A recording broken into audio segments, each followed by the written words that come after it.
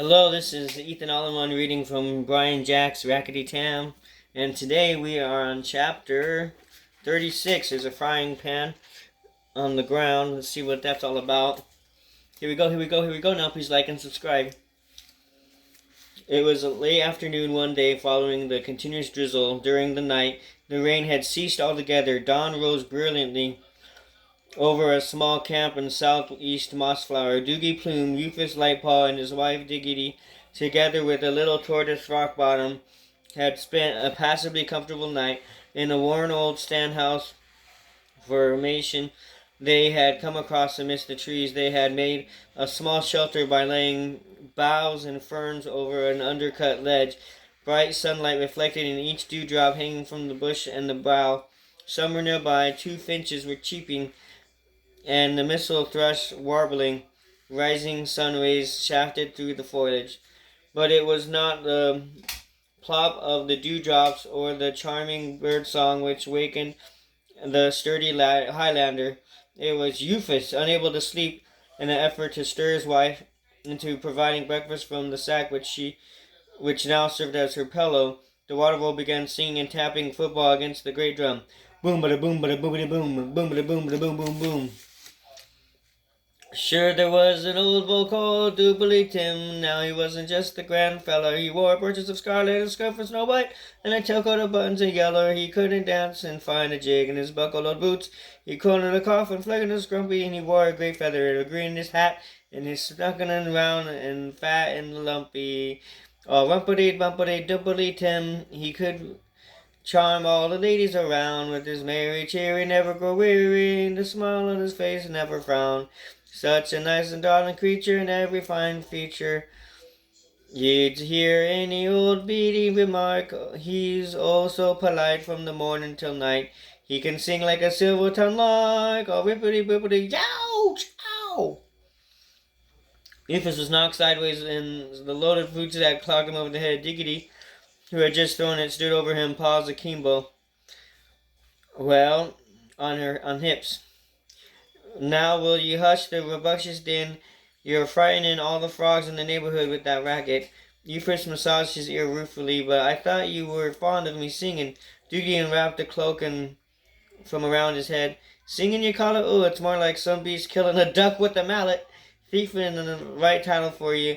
I've been robbed of my sleep with all that drum banging and carter whopping. The incorrigible Rufus gave him a wink and a grin, and he began rampaging in food sack. Ah, but Mr. Plum, me old darling, you wouldn't want to be sleeping such a sunny morning away now, would you? Sure, a day like this gives a beastie like myself a roaring appetite.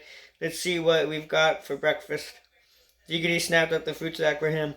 I'm in charge of the rations around here. Stir up your stumps now and find me some firewood. He's looking for some firewood. Thrusting her head into the sack, the wife investigated its contents, then called her husband.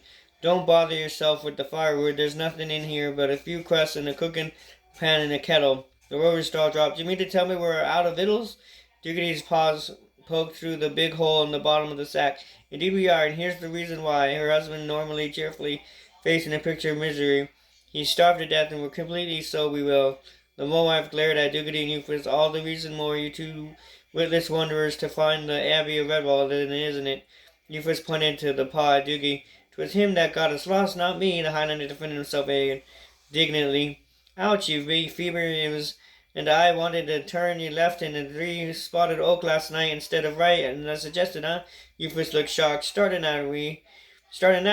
Then who suggested we turn west by the stream yesterday morning? Tell me that, you great fluffy-tailed fraud. He dodged behind the drum as Doogie came up at him gravely. I never said west. I was all carrying on north. Rufus hooted. North? Sure you're north from the nut nose on your face. It was one who said to go north. I may be a thief, but I ain't a liar like the same I could be mentioned. Doogie was outraged. Who you calling a liar? And I'll punch your fat head and in the middle of the next season I'll send a fat wee bottom after it. Boom! Diggity struck a drum hard with her cooking pan. Silence, the pair of you. This is getting us nowhere, and more arguing and settling is with this pan over both your thick skulls. Do you hear me? They both skulk around like two dibbons being sent to bed. Ouch, wasn't a husband who started it, ma'am. Oh, did you hear that, Diggity? He's trying to put the blame on me now. Ah, well, that's where the blame belongs, my friend. Oh, no, it doesn't. Oh, yes, it does. Bonk, bonk. Diggity once again welded the pan as Euphis and Doogie both stood, rubbing their heads. I warned you. Now let's pack and get going. I'll lead the way. You two follow. I'll find Redwall for you. Euphis touched his head gingerly. But, my love, you've never been to Redwall Abbey before. The woman squared her shoulders decisively. Maybe not, but I can make much more of a mess of finding it than you two bright sparks. Come on now, quick march. They crawled out of the little shelter and Diggity shrugged. Quick march, sure enough, ma'am, but which way? Diggity placed her pan on the ground and spun it. She nodded in the direction the panel pointed. This way. She looked at rock bottom and the little tortoise nodded in his agreement. They had to ford a shallow stream and skirt some patches of marshland, and going was fairly smooth. Wherever possible, the bull wife kept to what looked like obviously paths betwixt the tall trees.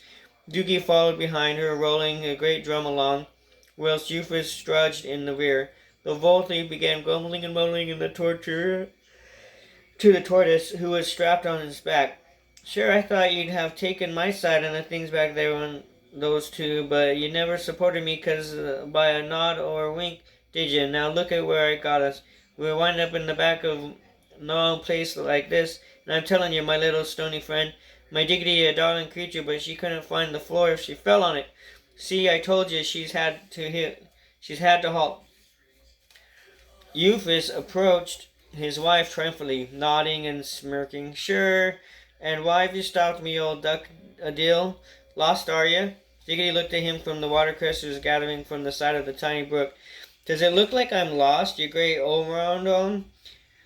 Go on after the firewood and I'll make something to eat, Mr. Plum. Will you gather these wild mushrooms and pick some of that ransom? Not too much, though. It can taste a bit strong in a soup. Upon mentioning food, Euphis hurriedly began gathering dead twigs in the grass. Soup!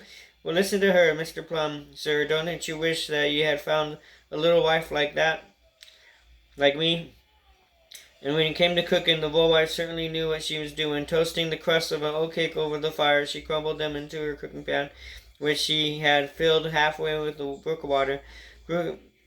Borrowing Doogie's dirk, she chopped the ingredients into the pan, a touch of wild garlic known as ransom, a few dozen of the white mushrooms, a lot of watercress, some of dandelion roots, charlock pods, wild radish, hedge mustard, sweet woodruff, charlock pods, wild radish, sweet woodruff, petals, and a good pinch of the rock salt which she always carried in her apron pocket. Euphis and Doogie sat by the brook, sniffing appreciatively at the savoring aroma emanating from the bubbling pan over the fire. The Highlander winked at the wolf thief as he fashioned some scoops from the piece of bark. You're a braw, lucky beast, my friend, having a wee wife who can make a meal out of nothing. That soup smells bonny. Euphis smiled. Ah, she can sing too. Listen. The Highlander pushed him playfully. I can sing her far better than you do. Diggity stirred at the thick spoon, singing in a clear, sweet tone.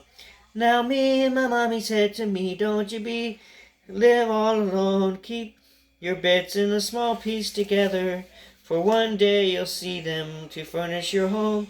Neath a roof warm and safe from the weather, for the fine places a heart's ever known. Sure there's none I love to make me little home. Then find me someone who will care for you good, to sit quiet by your side at the fire. And if he treats you decent, as you hoped he would, you'll have all your heart can desire. For all the fine places a heart has ever known, there's none like a little home. Let the wind howl outside and the rain batter down, with the heart snug and cozy indoors. No queen in the palace who wears a golden crown.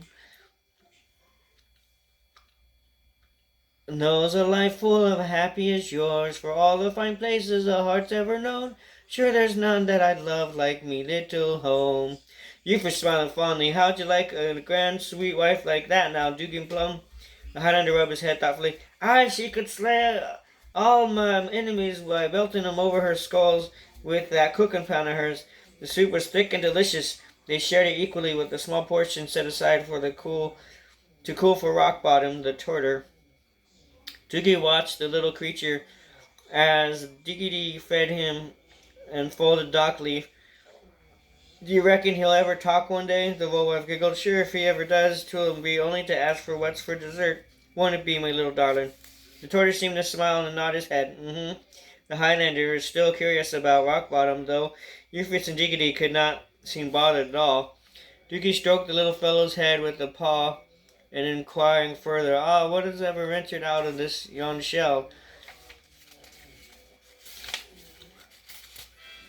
The Vole Thief replied, straight-faced, he doesn't like anybody seeing him wearing only his night-tie. I saw him once, but he ran back into the shell. Doogie looked as if he believed Euphrasia for a moment, then realized the wolfhunter was just joshing him. You wee fibber! Euphrasia looked innocent. No, I'm not, Doogie retorted. Aye, and I say you are. Doogie raised the empty cooking pan. Here, now, let's not have no more of that. Let's be on our way. They continued to the journey, and Euphrasia and Diggity lagging behind, slightly whispering to each other. The Highlander shook his head. I wondered if Tam and the patrol made it back to the Abbey.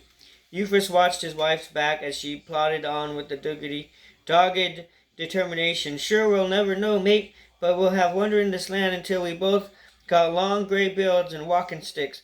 Doogie nodded in agreement. His confidence in their pathfinder was at a very low ebb. I thought that we set out for the morning and your wee wifey had some idea of the route. There you go. Rufus hitched Rock Bottom onto his harness, marked my words. Oh, Doogie Plum, we're well lost. I don't know what possessed me to let her lead the way. Me Diggity never been much further than her own doorstep. A hill appeared out ahead of them. Diggity hurried forward, ascending the steep slope. Euphrasia stared up at her before the commenting, Didn't we go up this hill yesterday? The poor creature's demented. She's dashing about like a mad beast. Now look.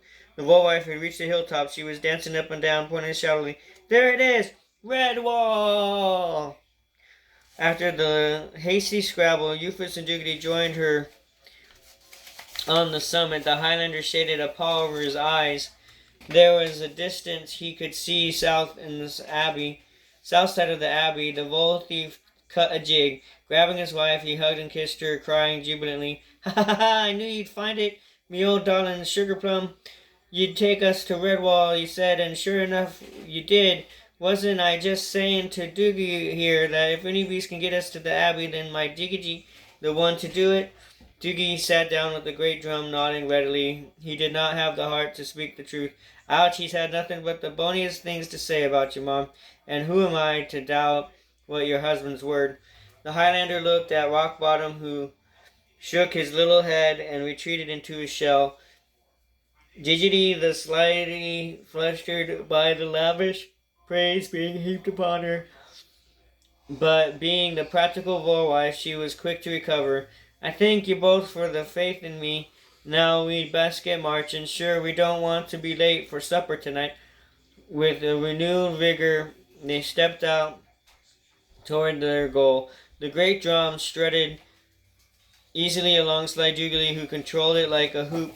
The stout twig and keep the spirits up as he sang the old marching song and recalled from his Highland days. Set my plate and my tankard at the table and watch out for me coming home tonight. Keep my supper in the oven before you're able, and in the window place a welcome light.